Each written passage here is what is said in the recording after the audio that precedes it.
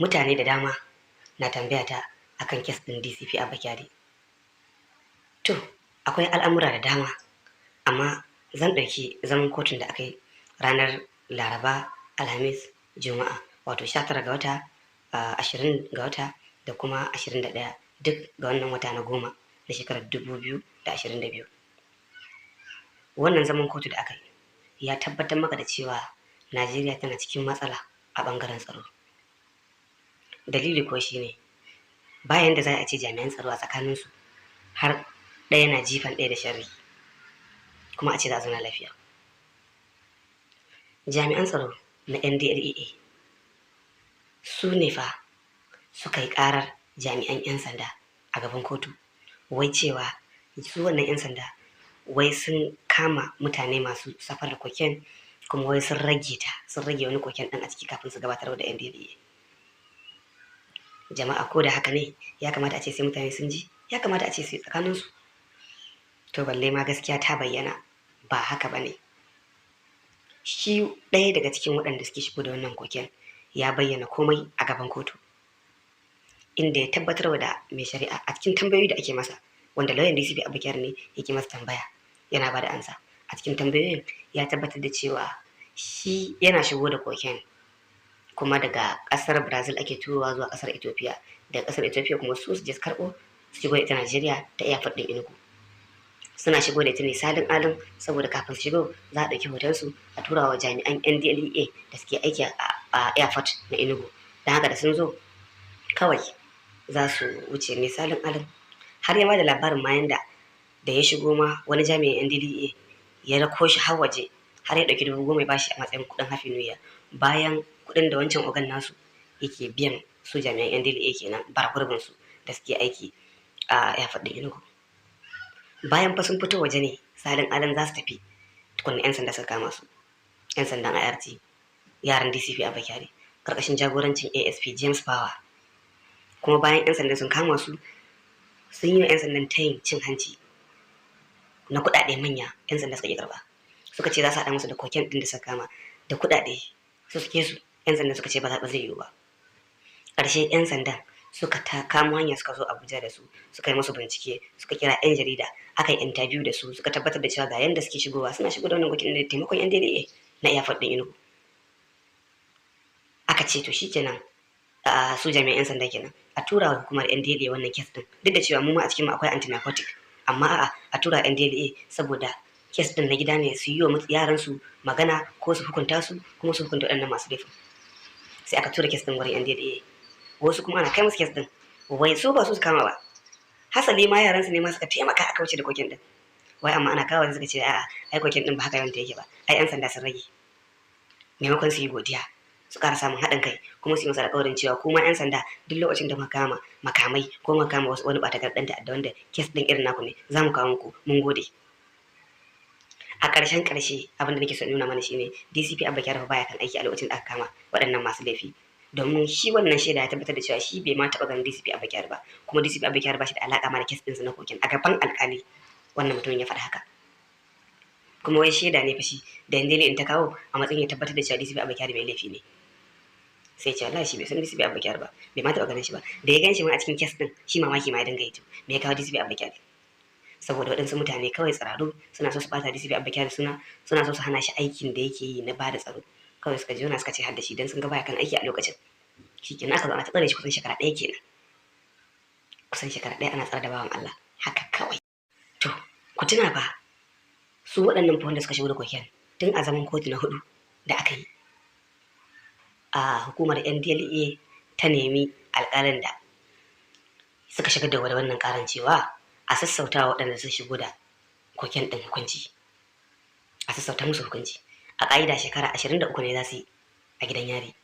amma sai aka nemi to a sassauta musu hukunci, a ce su yi shekara 2, kuma shekara 2 ma ya zama cewa daga ranar da aka masu ranar 1 ga watan 19 kenan ga watan 1, yanzu muna 23 ga watan 10, kuma kenan tun yanzu ma har sun ci shekara 1 a cikin hukuncin da aka yi musu. Abin da ya musu saura bai fi wata 7 ba ko 6. Su fa suka shigo da koken ɗin, amma sai aka nemi a musu sauki saboda wata manufar ita ce kada su sake su yadda su ambaci sunan jami'an NDLEA bara gurbin nan da suke aiki a airport. In suka ambaci sunan su kenan za a gano cewa jami'an DLA suna haɗa baki ana shigo da koken. Amma su 'yan sanda suka kama sun yi laifi. Me yasa ma suka kama? Na ruwan su ma da koken. Abin da ake son nuna kenan. Don haka kuka ji labarin an yanke musu hukuncin shekara 2 a gidan prison. Duk wannan ta'addanci da suka shigo da wannan muggan kwayoyi wanda akan su ne ake binciken 'yan sanda 5. 'Yan sanda 5 ake bincika akan wannan kes din. Kuma duk manyan 'yan sanda jajirtattu wanda sun ba da gudunmawa a bangaren tsaro 100%, an ji an daure su an kulle su a daidai lokacin da Najeriya ke bukatar irin su a waje. To, DCP Abba Kyari na sha gaya muku bai aikata wannan laifin da ake bincika sa ba. Domin lokacin da aka aikata wannan abubuwan gaba ɗaya ma da kaman da komai da komai baya kan aiki. Yaransa su James Bawa da suka kama masu laifin nan inda a ce masu laifi ne ba za su kawo NDLA wannan kes din ba, za su karɓe koken din su wuce kawai ba wanda ya san an yi. Amma suka kawo suka ce gashi na NDLA mun kamo kaza kaza aure kaza, amma mun gano yaran ku suna ciki dan haka ku yi bincike a kansu. Maimakon su yi binciken sai suka tunanin cewa a ta yi NDCP Abba Kyari da kan aikin sa tunda sun san wancan kes din Amerika dama ƙarya ne gidoga ce, sai suka tunanin to yana dawowa zai iya cewa zai bincike akan yaran su na Enugu dan haka shi bar a fara rike shi. Kawai sai aka ce sai aka haɗa wani shirme aka haɗa wani fitu na wani bidiyon ƙarya. Shi fa DCP Abba Kyari sun ce masa ya yi magana da su ne akan cewa ya za a biya wannan mutum da ke Brazil wanda yake turo musu bayanan sirri cewa za a shigo da abu kaza za a shigo da abu kaza. To dan haka ya sha tona asiri kuma ba a biyan shi. Dan haka yanzu ya zo ya za a biya a taimaka a biya wannan whistleblower da ake na ɗan leƙen asiri. Kuma doka ta bada dama duk wanda ya tuna wasu masu laifi asiri a kama su akwai kuɗi da ake biya a bashi. Amma sai ga shan zana cewa DCP Abba Kyari yana da cikin manya-manya masu shigo da koken ƙasar nan yana sayarwa, yana da cikin masu mene aka tinka ƙarya ana yawa ƙarya. To tun da aka je kotu ba a yi wannan magana ba, kawai magana ake cewa ai ya kama yara ya rage koken. Kuma koken din ma yanzu an zo an yi bincike a gaban alƙali, bincike na biyu ƙwara wanda aka yi alaf ya tabbatar da cewa koken din kaso 87.5 zalla koken ce. Shi kuma abin da koken din wanda ya rage kaso 12 wani abu ne da ake zargin cewa shi ma wani abin bugarwan ne. To kun ce DCP Abba Kyari ya rage koken, in ragewa zai me yasa da cewa yaran sama a miƙa ta wurin NDLA su je su bincike sai ya karɓe ta gaba ɗaya a saki wannan masu laifin kuma su ce salin alin kun ma san an yi. To irin wannan abin ne ke faruwa a fa ga jami'an tsaron mu, kowa ne na so ya ciwo wandun duniya musamman an ga ɗayan Allah ɗauka shi. Wannan abin fa da ana yi DCP Abba Kyari ne saboda an ji kishin din cewa zai iya zama shugaban 'yan sanda. In ya zama shugaban 'yan sanda kuma ana tunanin cewa 'yan sanda sun daina bacci, 'yan sanda sun daina shirme, 'yan sanda za su ƙara samun ƙarfi, za su yi aiki nagari a samu tsaro. A daina wannan iskancen da ake yi yau a ce yau gashi ana NDSAS wai NDSAS. Yau ana menene, yau ana banditry, yau ana kidnapping, yau ana IPOB, yau kowa na iskanci. An san Abba Kyari in ya zama aiji ba zai zauna a ofis ya kwanta ba. Ya dinga zirga-zirga kenan tunda haka ya saba. An san ba zai taɓa zama ba. Dan haka ya zaya kulla masa wani abu wanda zai hana shi zama wannan wancan gurin. To ku sani shi fa Allah idan yi alƙawarin mutum zai zama abu wallahi mutum sai ya zama. Haka Allah yake lamarinsa. In dai Allah ya alƙawarin zaka yi zaka yi. Dukkan wani tugu da ake yi wa DCP Abba Kyari abin mamaki shine shugaban ƙasar Najeriya fa jami'in tsaro ne, tsohon masanin tsaro ne, wai amma ya yi shiru bai ce komai ba duk da ya san cewa tugu irin wannan yana faruwa kala-kala ga jami'ai irinsa. Ga shi misali a kansa yana shugaban ƙasa ma aka masa juyin mulki a kai shi prison har iyayen suka mutu ba wai ya gansu ba. Me yayi? To amma yana kallo za a ce irin su DCP Abba Kyari mutunci wai akan kes ɗin koken kai ko da ma a ce koken ɗin da gaske DCP Abba Kyari ya rage in ma sha yayi ya kamata ma a ce an kama shi. Muna buƙatar shi ya je aiki. Wa ya kashe? Ba wanda ya kashe. Koken ɗin su suke shanta in ba manyan ba su suke shan kayan su haka kawai saboda interest ɗin wani ko makala wani koken wai yana sai da koken. Dan sanda jajirtacce kamar sa kun zo kun tare su kun hana sa aiki. So abin da ya faru a kotun nan gaskiyar magana ya bayyana abubuwa da yawa cewa Najeriya ba haɗin tsakanin jami'an tsaro kuma jami'an tsaro suna kansu da kansu illa. Tukunna ya nuna cewa su kansu jami'an 'yan sanda ba su da shugabanci. Domin jami'an sanda suna shugabanci ba yanda za a yi shugabannin 'yan sanda ba su haɗa kai sun kubutar da DCP Abba Kyari ba, domin sun san cewa su aka taɓa kuma su ake nema ɓata wa suna, kuma sun san tasirin aikin Abba Kyari. Ya kamata a ce sun tsaya akan shi don su tabbatar da cewa kai ko da ma yin laifin nan ya za a gyara laifin nan, kai ku zo mu a bashi aiki, a tura shi dajin Zamfara, a tura shi dajin Kabin nan ya je ya aiki ya gama da 'yan ta'addan gurin, shine hukuncinsa ba ya ajiye shi ba. Duk kokarin da Allah ya bashi da tunani ta tsaro wannan shekara ɗaya kuna tunanin ba ya ta yi ba, kullum fa ƙara girma yake yi, ba a samu na ƙasa ɓangaren tsaro ba. In ma ya yi laifin kenan balle kowa ya tabbatar wallahi kaso 99 cikin 100 mutanen Najeriya in sun mai biya kes sun san DCP Abba Kyari bai da laifi. akan wannan kes din wallahi bai da laifin komai, kawai an haɗa abin ne tun daga wanda aka kawo a matsayin shaida yaron yan dele din wanda suka zo suka shirya masa tugu akan cewa kare faɗi yan dele kare ya waye za a masa sauti da masa me ya zo ya tuna asiri lokaci ɗaya ya faɗi da abin da ke faruwa. Idan ma sharri ne DCP Abubakar zai sharri ba yan dele ba tun DCP Abubakar da ransa ne suka kama shi amma zai faɗi gaskiya ce a'a bai san DCP Abubakar bai taɓa ganin sa. Haka aka fa kes din America aka zo aka dinga iyo abu ya karɓi cin hanci ko kai da kake talaka ko ni da nake talaka ta yaya za a zo a bani cin hancin naira miliyan 8 akan kes na damfara ta dala miliyan 1 kusan kimanin biliyan 7 ko ni jaki ne ya ba zan karɓa ba. Tukunna idan da a ce DCP Abubakar da gaske America na neman shi ba yanda za a yi kwana biyu wallahi ba a tura shi ba ko wancan da shugaban Muhammadu Buhari aka ce gashi ana neman shi a America ba zai sace ba sai an kai shi wallahi amma kusan shekara ɗaya ana rena mana hankali ministan shari'a ya fito ya ce kaza yau ya fito ya ce kaza gobe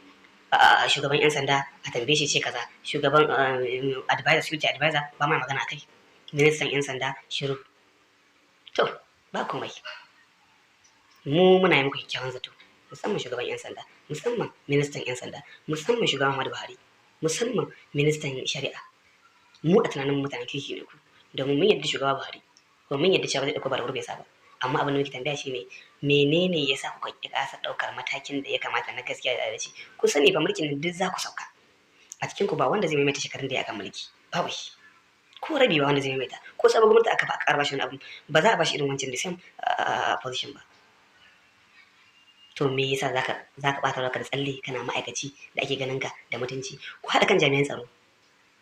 shugaban yan dole Ibu Marwa mutumin kirki ne kowa ya sani ya kamata a ce yayi biyon nan kes din ma ya gano wai me ke faruwa saboda dalilin rashin DCP Abubakar mun tabbata cewa tsaro ya samu gibi warkajeje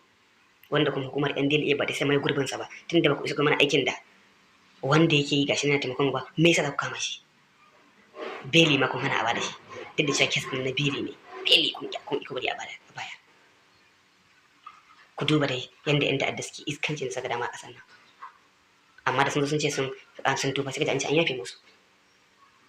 shikenan sun ci banza sun kashe banza sun kona banza sun kwace kudaden banza kuɗi ake hadawa a basu nan ba jimawa na gani a tattaunawar kakakin yan sandan jihar Kano wani mutum ya zo ya ce shi dan ta'adda ne amma ya tuba dan haka yana neman a bashi kuɗi shi ma ko mutumin kirki ne ba dan ta'adda bane bayan ai mutum ya gano haka ya yi haka ne saboda ya ga cewa yan ta'addan sun fi samun daurin gindi ana ɗauka kuɗi a basu in sun ce sun tuba amma yau a ce ga dan sanda ya maru wani ko sai fara da wani sai an ce a cire masa uniform an yi bikin har bikin cire wa yan sanda da sojoji uniform ake a Najeriya duk aikin da suka yi da duk irin gudunmawar da suka bayar a tsaron Najeriya har biki ake ana rige ya za a cire masu kaki a cire masu uniform amma ku duba a jami'an gwamnati 'yan siyasa mutane ne suka saci biliyoyin kuɗi an kama su red handed cewa gashi nan sun yi saci kuɗin nan karshe in an ba da belin suka ƙarjin kes ɗin ba za ka ƙara ji ba ga gwamnati guda biyu gwamnan Taraba da gwamnan Plateau wanda suka shuɗe Dariye da Jole Inyame ko ta tabbatar cewa masu laifi ne yan sanda sun yi aiki akai EFCC sun yi aiki akai lauyoyi sun yi tabbatar da laifin na akan su an tura su gidan gyaran hali kawai lokaci da aka ce an yafe musu yanzu ta yaya za ku kalli wannan alƙalin da wannan hukuncin kun tabbatar alƙalin nan an ba shi cin hanci ya ƙi karɓa lauyoyi an ba su cin hanci sun ƙi karɓa yan sanda sun ƙi karɓa EFCC sun ƙi karɓa duk sun kare mutunci sun tabbatar da adalci amma lokaci da kun zo kun ce an yafe musu kuma nan gaba mai ɗaya daga cikin su takar shugaban ƙasa kuma ya ci yaya zai da wadancan alƙalan da wadancan lauyoyin da suka tabbatar cewa shi mai laifi ne ko kun haɗa rigima masu laifi suna yi ana yafe musu wanda ba sa yin laifi mutanen kirki akala musu shari'a ja daure su wannan abin da ke faruwa kenan a Najeriya kuma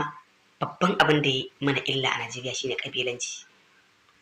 mutanen kudu idan aka ce ga nasu yayi laifi za su fito su yi ca aka ce bai yi ba kudu kes din Sunday Igboho kowa ya san dan ta'adda ne da ya addaba al'ummar Hausawa da Fulani yana ta kashe su da shi da yaransa har an kama muggan makamai a gidansa amma ƙarshe lokacin da aka je aka ce gashi nan an kama shi a ƙasar Benin da aka ce an kama shi an yi waye ya je karɓar belinsa mataimakin shugaban ƙasar mu Yemi Osibanjo shi ya je karɓar belinsa shi a gurinsa ba mai laifi bane saboda mai faranta wa 'yan uwansa 'yan yaransu 'yan ƙabilarsu haka shugabannin Igbo suka zo suka taru suka yi wa Buhari sujjada cewa ya taimaka ya saka musu ɗansu suka dinga bibiya sai gashi ta kotu ta appeal ta tabbatar cewa a saki Nnamdi Kanu. Nnamdi Kanu din nan fa a ranar fa da aka sake shi ma fa sai da yaran sa kona police station suka yanka 'yan sanda suka yanka sojoji, amma sai gashi an ce an sake shi. Saboda me? In ka zama mai laifi kana da iyayen gida, amma in ka zama mutumin kirki babu wanda zai zama uban gidanka balle ya taimake ka a Najeriya. Me yasa haka ke faruwa? DCP Abba Kyari wa ya kashe, wa ya sa tawo kuɗi, har ce ake barawo ne, wa ya sa tawo kuɗi in ka ce DCP Abba Kyari barawo ne. Duk kesin da ake bincika sa na farko an ce cin hanci ne karɓa, barawo sata yi, karshe an je kotu ma ta tabbatar da cewa ƙarya babu shi, bai kashe kowa ba, bai san kowa kaya ba. An zo an ce shi yana da cikin wanda suke shigo da koken, gashi nan shaida ya tabbatar da cewa shi bai ma san shi, bai taɓa ganin shi ba, babu wata shaida akan shi cewa ya taɓa sai da sayarwa da wani koken ko ya taɓa siya a hannun wani, babu. Kawai an tsare shi shekara ɗaya kenan. So gaskiyar magana mu 'yan midiyan musamman na arewa